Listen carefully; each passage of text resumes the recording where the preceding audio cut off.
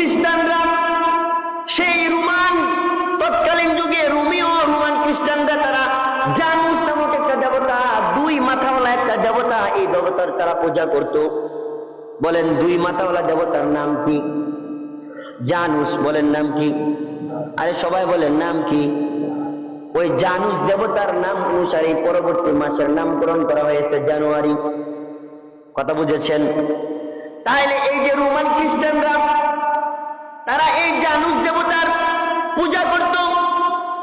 এই খ্রিস্টানরা, রোমানের খ্রিস্টানরা 31শে ডিসেম্বর দিবাগত রাতের বেলায় তারা এই জানুস দেবতার একটা মূর্তি সামনে নিয়ে তারা রাতের 12টার আগ পর্যন্ত পিছনের মাথায় আনন্দ উল্লাস করত এবং তাদের চিন্তা চেতনা, তাদের ধ্যান ধারণা, আকীদা, বিশ্বাস ছিল পিছনের 1 বছর যে তারা ভালো মন্দ তারা যে সুন্দরভাবে কাটাইছে এই জানুস দেবতার পিছনের মাথার বদৌলতে কাটাইছে। নাউজুবিল্লাহ।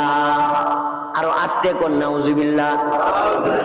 চন্দ্র মাসের 3 তারিখের সাথে আমাদের অনেক ইবাদত বন্দেগী জড়িত, অথচ যার সাথে ইবাদত বন্দেগী জড়িত সেগুলোর কোনো হিসাব আমাদের কাছে নাই। আর যেই 3 তারিখের সাথে মুসলমানদের কোনো সম্পর্কই নাই, ওইটা নিয়ে 24 ঘন্টা আমরা পড়ে আছি। 1 মাস আগে থেকে ওই 3 তারিখের প্রস্তুতি আমাদের চলে। কথা বলেন ঠিক কিনা? মুহতারাম হাজিরিন, এমনই একটা তারিখ, এমন একটা মুহূর্ত আমাদের সামনে আসতেছে। বলেন তো কি? 31st night. কি বলেন?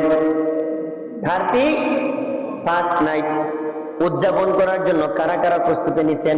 হাত পাও নাড়া দেন। হ্যাঁ, সবাই ফেরেশতা বইছে মাশাআল্লাহ। 31st নাইটে কেউ এই বছর আর কিছু করতো না, সবাই ফেরেশতা। এই বছর সব বাদ দিয়ে দিচ্ছেন নিমন থেকে। কি বলেন? যারা চাকরি করেন অফিসে, মনে হয় এই বছর আর কোনো আয়োজনের ব্যবস্থা নাই। কি এবছর কি 31st নাইট উপলক্ষে, শুভ নববর্ষ উপলক্ষে আপনাদের স্কুল, কলেজ, ইউনিভার্সিটি, আপনাদের অফিস আদালত, আপনাদের মিল কারখানায় কোনো আয়োজনের ব্যবস্থা হয় নাই? প্রতি বছরই তো একদম এলাকা গরম করে ফেলেন আপনারা। এই বছর তাহলে মনে হয় ওই রকম কোনো আয়োজন নাই। আপনাদের কি মনে হয় এই 31st নাইট উপলক্ষে এই এলাকায় কোনো আয়োজন হবে না হবে না? কি বলেন? মুহতারাম হাজিরিন,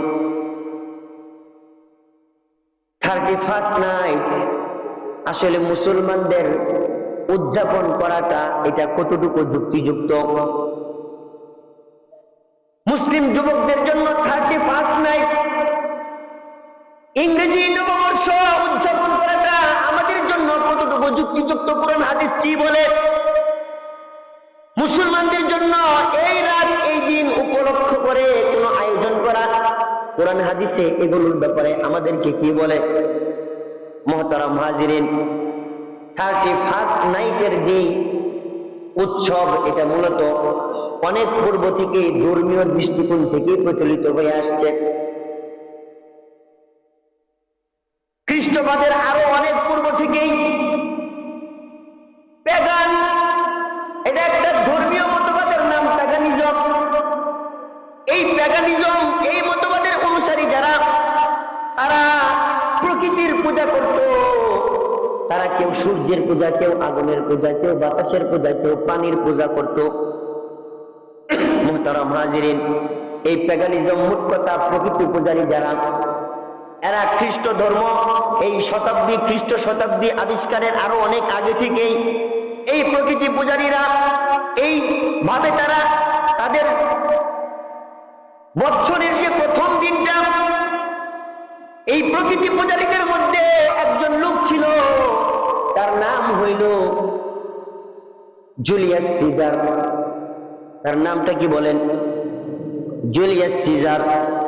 এই জুলিয়াস সিজার হইল, সে সিজার নামক একটা দেবতার পূজা করত এবং সর্বপ্রথম এই লোকটাই গ্রেগরিয়ান ক্যালেন্ডার আবিষ্কার করে। কোন ক্যালেন্ডার বলেন? গ্রেগরিয়ান একটা ক্যালেন্ডার আবিষ্কার করে। আর তার আবিষ্কৃত এই ক্যালেন্ডারে সর্বপ্রথম বছরের যেই দিনটা, এই দিনটাকে এই লোক, এই প্রকৃতি পূজারীরা তারা উৎসব আকারে কি করত? তারা পালন করত। মুহতারাম হাজিরিন, এই প্রকৃতি পূজারীরা তারা বছরের প্রথম দিনটাকে উৎসবের দিন হিসেবে পালন করে। পরবর্তীতে লম্বা ইতিহাস বলার সময় এখন নাই, সংক্ষিপ্তভাবে আপনাদেরকে শোনাই। এর পরবর্তীতে খ্রিস্টবাদের 8ম শতাব্দীতে জামশিদ নামক এক বাদশাহ, নামটা কি বলেন? এগুলা তো আপনারা জানবেন না। কত সালে ফুটবল বিশ্বকাপে কে চ্যাম্পিয়ন হয়েছিল এগুলো জানা আছে। কোন দেশের সুপারহিট হিরো কেডা, নায়ক কেডা, ওইটা আপনারা খুব ভালো করেই জানেন। হলিউড বলিউডের তারকা আপনারা ওগুলো খুব ভালো করে চিনেন। পত্রিকাটা হাতে নিয়ে আগে ওই পৃষ্ঠাটাই আপনি আগে নজর বোলান। তাইলে খ্রিস্টবাদের 8ম শতাব্দীতে, বলেন কত শতাব্দীতে?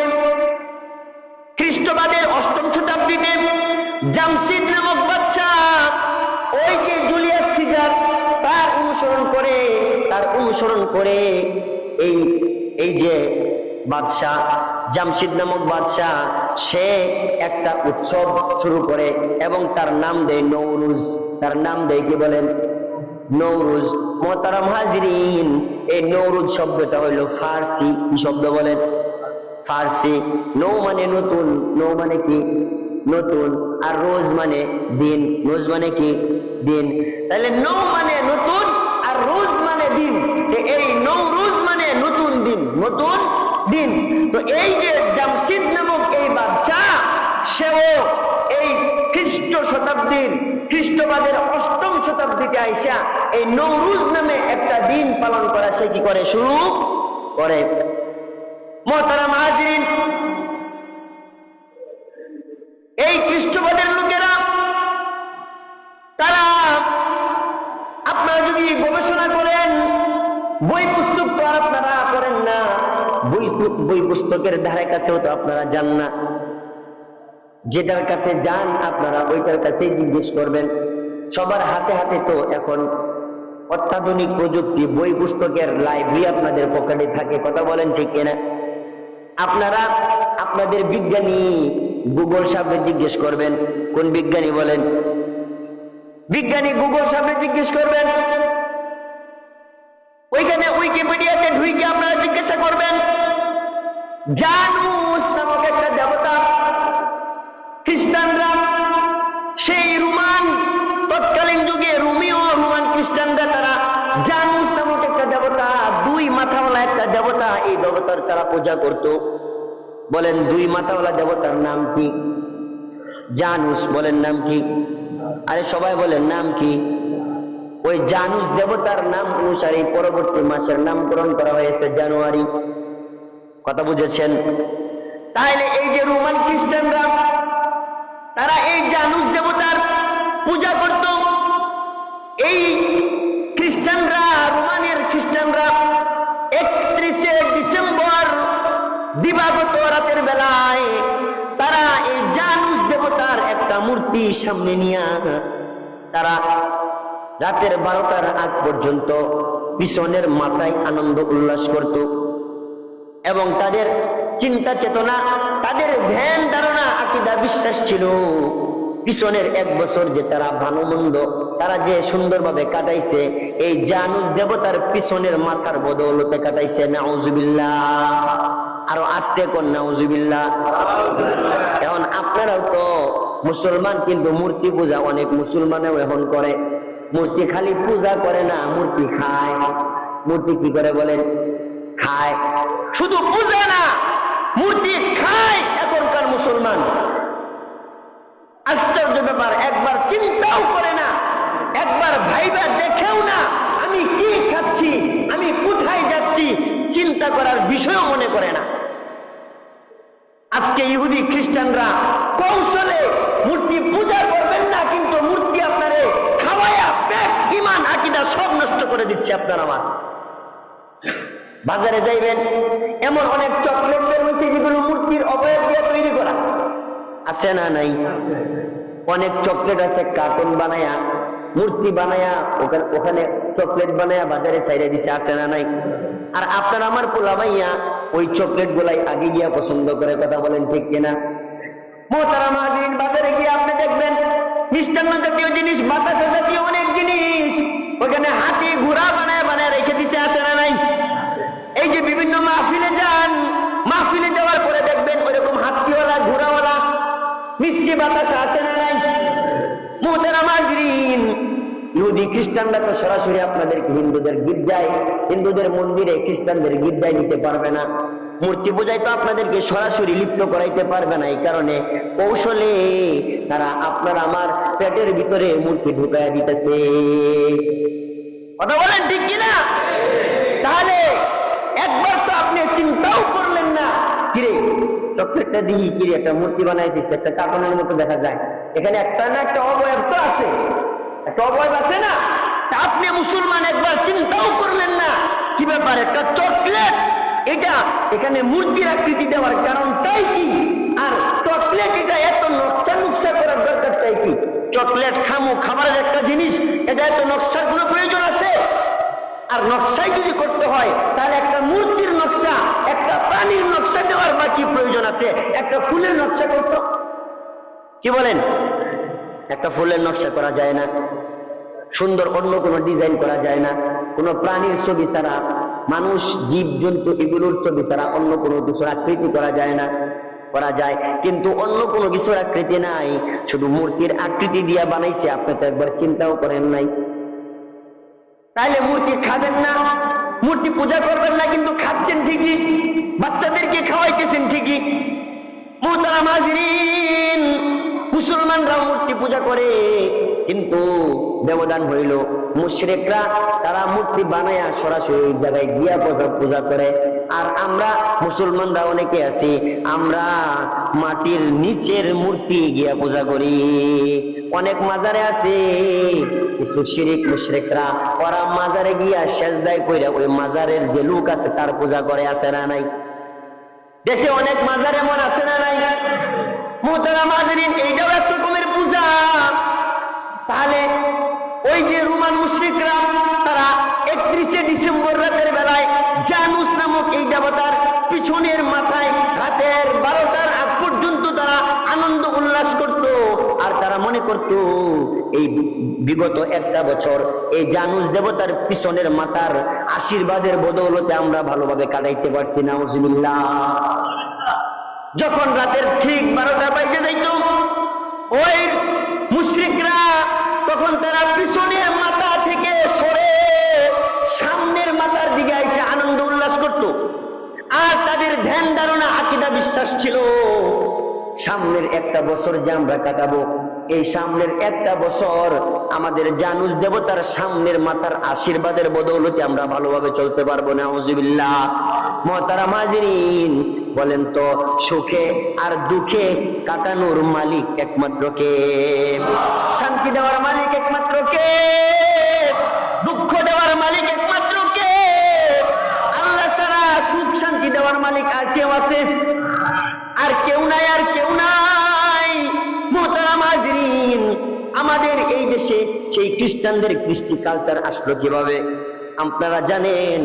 মুহতারাম হাজিরিন, এই যে জানুস দেবতার পূজা থেকেই এই যে 31টা খ্রিস্টানরা, রোমান খ্রিস্টানরাই এটা আবিষ্কার করছে। আপনারা জানেন আমাদের ভারত উপমহাদেশ এক সময় মুসলিমরা শাসন করেছে 2-4 দিন না, 2-4 দিন না, কত বছর বলেন? কত বছর বলেন? এদিকে লেগে জানতেন, এটা জানার তো আমাদের দরকার নাই। আমরা তো খালি হিন্দি সিরিয়াল দেখতেই আমাদের জীবন শেষ। বাসায় বয়া বয়া লম্বা এলইডি মাইরা বউ বাচ্চা, পোলা মাইয়া, পোলার বউ, নিজের বউ সব লইয়া আমরা তো ওই হিন্দি সিরিয়াল নাটক দেখতে দেখি আমাদের জিন্দিগি বরবাদ হয়ে গেছে গা। আপনি ওই ইতিহাস কেমনে জানবেন? মুহতারাম হাজিরিন, মুসলমানদের হাতে ভারত উপমহাদেশ 800 বছর পর্যন্ত মুসলমানরা শাসন করছে। কত বছর বলেন? 800 বছর এই ভারত উপমহাদেশ মুসলমানদের নেতৃত্বে ছিল। পরবর্তীতে ওই যে ব্রিটিশরা, ইংরেজরা তারা এই দেশে আগমন কইরা ছলে বলে কলে কৌশলে কিছু মির্জাফরের কারণে এই ভারত উপমহাদেশ তারা দখল করে। দীর্ঘ একটা সময়ের ব্যবধানে প্রায় 200 বছর, 196 বছর তারা এই ভারত উপমহাদেশ চুইসা খাইছে। কত বছর বলেন? 196 বছর, প্রায় 200 বছর তারা এই ভারত উপমহাদেশ দখল কইরা লুইটা বুইটা খায়া এই দেশের আলেমদেরকে গাছে গাছে ঝুলায়া একটা সময় উলামায়ে কেরামের জিহাদের কারণে তাদের বিরুদ্ধে জিহাদ ফরজ এই ফরওয়ানা জারি করার কারণে এক সময় এই ভারত উপমহাদেশ তারা ছাইরা পলায় যাইতে বাধ্য হয়েছে। লম্বা ইতিহাস আছে, আপনারা পড়লে জানবেন। মুহতারাম হাজিরিন, কিন্তু এই যে ইংরেজরা এই দেশ থেকে চলে গেছে, তারা তাদের কিছু কিছু কৃষ্টি কালচার এই দেশের মানুষের মধ্যে বীজ বইনে ফেলে গেছে। এর ভিতরে অন্যতম একটা বীজ হইল মুসলমান সন্তানদের মধ্যে নববর্ষ পালন করার একটা বীজ। বলেন নাউজুবিল্লাহ। মুহতারাম হাজিরিন, অনেক মানুষ বলে নতুন বছরের আগমন, আনন্দ তো একটু করতেই পারি, নতুন বছর আসছে আনন্দ করবেন। মুহতারাম হাজিরিন, আপনি বলেন তো, মেহমান আসলে আনন্দ যেমন হয়, মেহমান গেলে দুঃখ তেমন হওয়ার কথা কিনা বলেন? বাড়িতে মেহমান আসলে, নতুন কিছু আসলে যদি আনন্দের বিষয় হয়, তাহলে ওইটা চলে যাওয়া কি দুঃখের বিষয় নয়? ওইটা চলে যাওয়া দুঃখের বিষয়। আপনি যে ওই মুসলমান যুবক বন্ধু আমার, একবার চিন্তা করে দেখো, তুমি যে এই যে 31 নাইট নববর্ষ পালন করতেছো, তুমি যে ইংরেজি নববর্ষ পালন করতেছো, নতুন বছরের আগমনকে তুমি আনন্দ উল্লাসের সাথে তুমি যে বরণ করতেছো, একটা বছর যে তোমার থেকে চলে গেল, তোমার হায়াত থেকে যে একটা বছর গত হয়ে গেছে, এই বছর যাওয়ার জন্য তুমি কোনো আক্ষেপ করছো কিনা? পিছনে একটা বছর কত মানুষ, তোমার সাথে বন্ধুটাও গত এক বছরে অনেক বন্ধু বান্ধব চলে গেছে, অনেক বন্ধু বান্ধব দুনিয়ার হায়াত তাদের শেষ হয়ে গেছে, তোমার অনেক আত্মীয় স্বজন গত এক বছরে চলে গেছে, তোমার অনেক পরিচিত জন দুনিয়ার মায়া গত এক বছরে ত্যাগ করছে।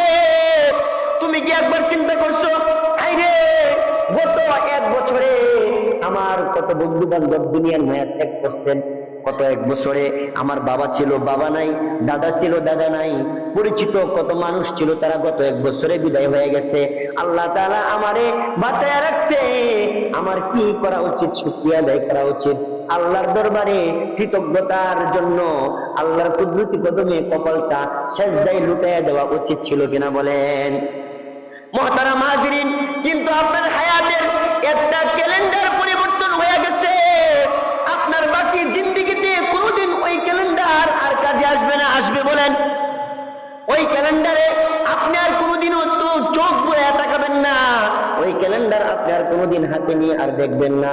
একটা বছর চলে গেছে, আপনি একবারও চিন্তা করলেন না, হাইরে হায়াতের এক বছর চলে গেল, আমি তো দুনিয়ার অনেক কিছু করলাম, আমি তো চাকরি করে এই এক বছরে অনেক উন্নতি করলাম, এর আগের বছর আমি ছিলাম 1000 কোটি, গত এই এক বছরে 25 সালে হইলাম আমি লাখপতি। যে ছিল লাখপতি হয়েছে কোটিপতি, যে ছিল একটা ব্যবসার মালিক 25 সালে হয়েছে 2টা ব্যবসার মালিক, যে ছিল 2টা সে হয়েছে 3টা, যে ছিল ছোট ব্যবসায়ী সে হয়েছে বড় ব্যবসায়ী। এমন মানুষ আছে না নাই?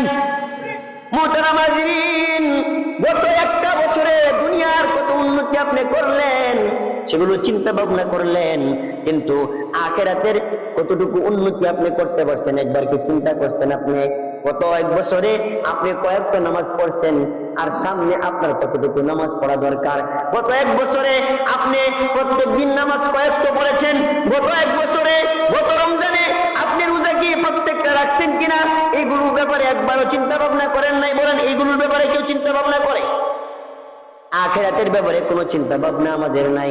মুহতারাম হাজিরিন, এই জন্য নতুন বছরের আগমনটা যেমন আনন্দদায়ক, আপনার জন্য তো ওইরকম দুঃখের বিষয় হওয়ার কথা ছিল। কথা বলেন ঠিক কিনা?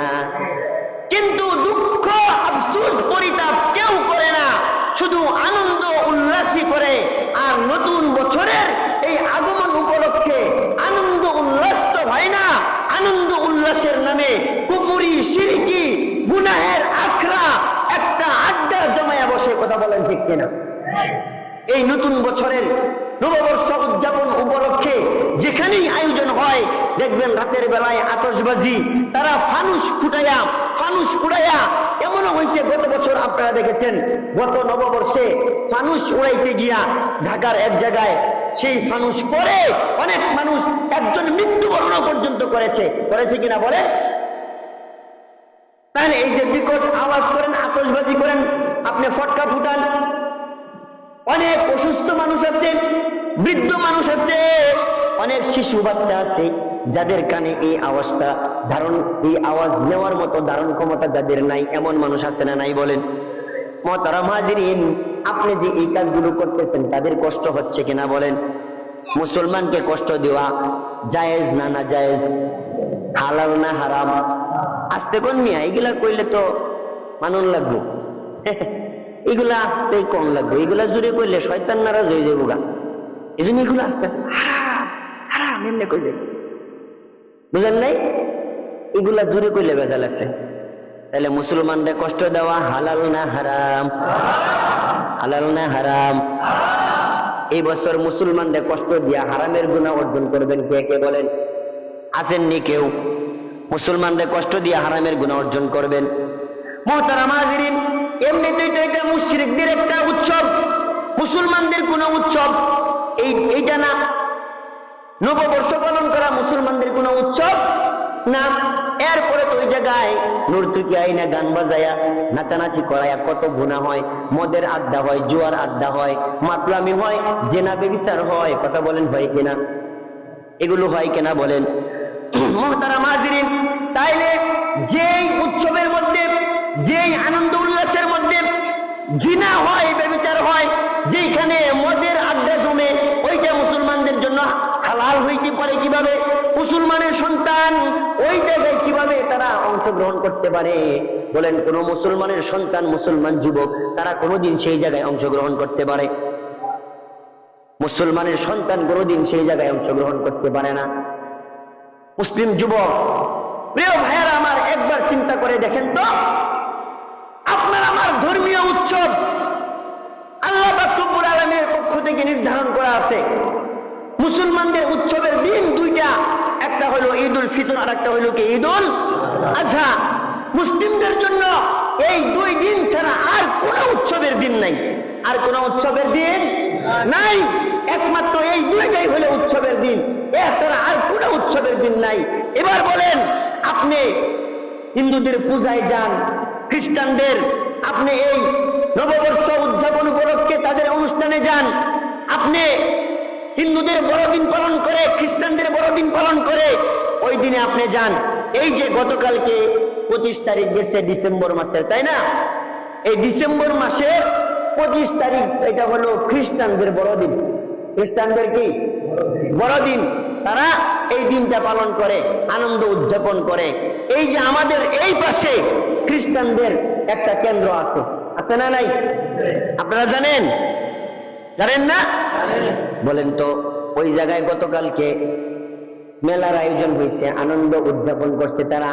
এই জায়গায় যারা যারা গেছে সবাইকে খ্রিস্টান ছিল? বলেন, সবাইকে খ্রিস্টান ছিল? আমার তো, আমি যাই না, অবাক হইলাম, এত বড় একটা এলাকা, আলেম উলামা ভরা এই এলাকার মধ্যে, মুসলমানদের 6 লাখ এই এলাকার মধ্যে, কিন্তু শুনলাম এই খ্রিস্টান যিশু খ্রিস্ট কর্ম, এটা যিশু কর্মী কেন্দ্র, যিশু কর্মী কেন্দ্র, ওটার মধ্যে সাইনবোর্ডে লেখা আছে, দেখবেন। তাহলে যিশু কর্মী কেন্দ্র মানে কি? যারা খ্রিস্টানদের চর্চা করে, যারা খ্রিস্ট ধর্ম নিয়ে যারা কি করে গবেষণা করে, এটা প্রচার প্রসার করে, তাদের একটা কেন্দ্র হইল এটা। কথা বলেন ঠিক কিনা? আর এই জায়গায় আমাদের মুসলমানের বাচ্চাদেরকে এই জায়গায় সকাল থেকে রাত পর্যন্ত, সন্ধ্যা পর্যন্ত ফেলায় রাখে। যে বাচ্চাগুলোকে এই জায়গায় রাখে, ম্যাক্সিমাম বাচ্চাগুলো মুসলমানের সন্তান। কথা বলেন ঠিক কিনা? মুহতারাম হাজির, আবার টাকাও দিতে হয়। প্রথমবার এখানে আসার পরে শুনছি খ্রিস্টানদের পক্ষ থেকে মুসলমান বাচ্চাদেরকে যাদেরকে রাখে তাদেরকে টাকা দেয়, তাদেরকে কি করে টাকা দেয়।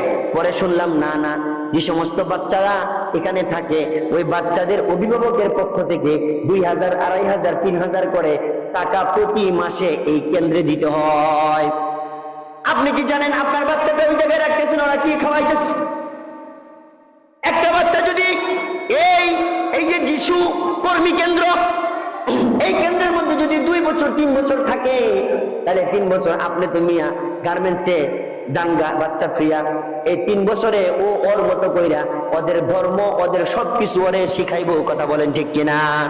যে বাচ্চাটারে আপনি একটু সুযোগ সুবিধার জন্য আপনি লালন পালন করার জন্য এই কেন্দ্রে দিয়া গেলেন, আপনার ওই মুসলমান বাচ্চাটা 3 বছর পরে খ্রিস্টান হইয়া ওই জায়গা থেকে বের হবে। কথা বলেন ঠিক কিনা?